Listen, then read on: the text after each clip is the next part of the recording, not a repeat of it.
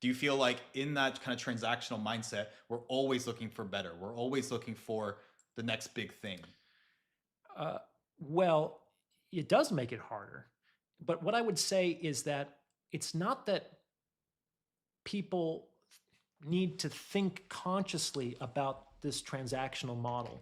The whole point of the model is that people do this unconsciously outside of their awareness all the time. Mm. On some level, we can't not do it because everyone has goals, things that they want. And so they're constantly sort of evaluating people, things, opportunities to see how relevant they are to helping them get their needs met or getting what they want. And we do this unconsciously all It's the like, time. if I may interject, it's like whenever you meet someone, especially in America, the first thing you kind of ask is, "Oh, what do you do?" And sometimes I think people say that to evaluate the respect that they want to give to another Oh, person. sure. But let me give you a better example with respect to long term relationships. So, a lot of marriages go through a crisis around the time when the kids are launched. Like they're they're all out of the house. They're in college or they've started their own lives. Why? Well, I have this phrase that like no one continues to pay the plumber. When your toilet is clogged, a plumber is in very high demand. After the plumber does his work, you don't keep him around. And you certainly don't continue to pay him for the job that he did in the past. Mm. So, for better or for worse, a lot of people enter into marriages because they want to have families and they want to raise children. Great. Well, the children are raised. Well, now what? You might only be in your 40s or 50s. You could have another 40 fucking years of marriage left. That is a lifetime still. And you can't coast on the fact that you unclogged the toilet back in the day. Do you understand? Right. It's like you can't coast on previously created value. So if there's not another way for them to fit in each other's lives, if there's not some sort of overarching mission that they're collaborating towards, maybe they've just like, we're good friends, we've raised our children, and we're just going to go our separate ways. That often happens at that stage of the game because they don't have anything else that they need to do together. They haven't found that anyway. So it's very important to always have a common purpose and a goal. That's what keeps a lot of relationships together. I think that's, for example, why a lot of religious families tend to stay together, right? Yes, having a common overarching mission or a goal for your relationship is very, very helpful. But in general, we need to continue to need things from each other. Mm. And if I primarily chose a woman because I thought she would be a good mother and she would be maternal and kind in the raising of children, then I don't really need those qualities in a partner anymore once the children are raised. Mm. So the sad reality is that woman might become less attractive to that man, not because she was bad or a poor partner, but because she gave the man what he wanted. The plumber unclogged the toilet, and in so doing, became much less valuable to the customer. So, the way to continue to maintain value is you have to continue to be needed by your partner. Sometimes that means creating needs that weren't there to begin with. Hmm. Advertisement does that all the time. Dive into that a little bit in a tangible sense. Well, like in a Coke commercial, how does it generally start? It's a hot summer day and everyone's sweating and parched, and then the Coke shows up. If it's the other way around, it doesn't really work. So, one of the first rules of advertisement is you create a problem and then you solve the problem with your product. So, the same basic thing is true. It's like a lot of people have this problem. I want to have a family. I can't do that by myself, right? So I have a problem, and I'm going to attract and vet uh, a person to solve that problem. But once that problem is solved, in order to justify keeping that person around outside of just obligation, which I don't think is enough, to be honest, I don't. It's certainly not the highest that we should aspire to. Is just discharging our obligation until we die. Uh, then I need to create. I need new things from that person, and if I can't find new things to need, I'm going to find somebody else, most likely. Mm.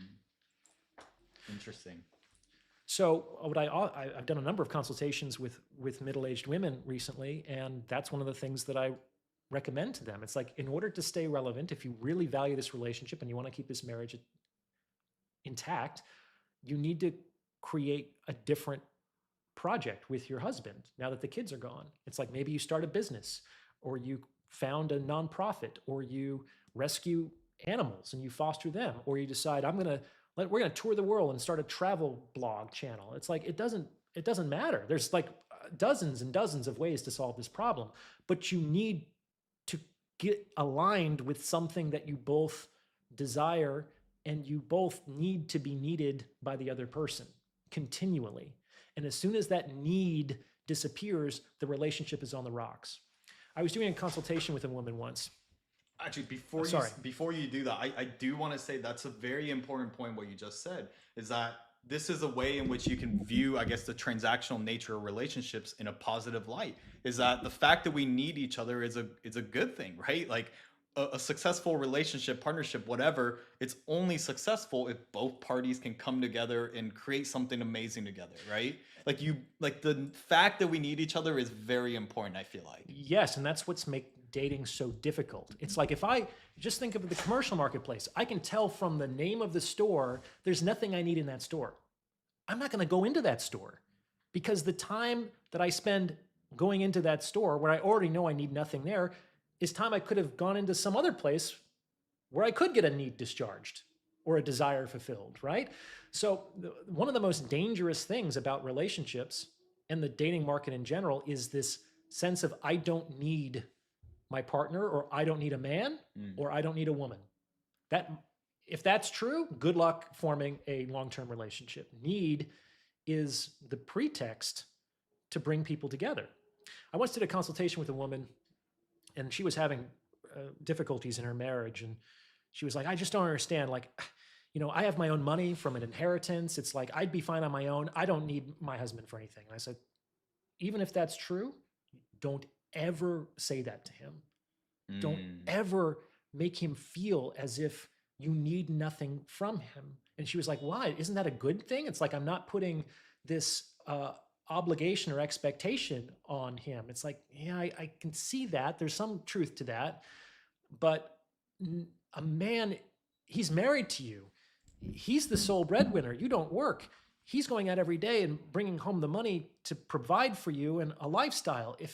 If you just turn around and say that you don't need him anymore, then his sacrifice becomes worthless and valueless, and he's going to feel completely heartbroken and like a schmuck. Because why would he continue to invest in a woman who seems not only to not appreciate the things that he does give her, but it's not necessary to do so, because she'd just be fine on her own. And in general, we've come to a place where a woman doesn't need a man, and a man doesn't need a woman. Men need lots of women around. Like, without a bunch of women, we would not be able to replace our population, and civilization would go extinct. Women need a lot of men around to like maintain the infrastructure and build things and take care of things, but like, you don't necessarily need a man or a woman anymore. That's the unpleasant reality of modern dating. I did a consultation with a guy who, when his wife told him that she wanted a divorce, and he asked why, she said, I can get everything I need from you on TaskRabbit and Tinder. Oof. Which obviously, emotionally eviscerating. I'm hurt hearing that. But we have to understand, leaving aside the brutality of that comment, that there's some truth to that. Like, what do we generally need from our partners? Sex, intimacy. There's an app for that. Oh, well, I need like instrumental support and lifestyle provision. There's an app for that. Or I need someone to like take care of things, or give me rides, or help with the childcare. There's an app for that.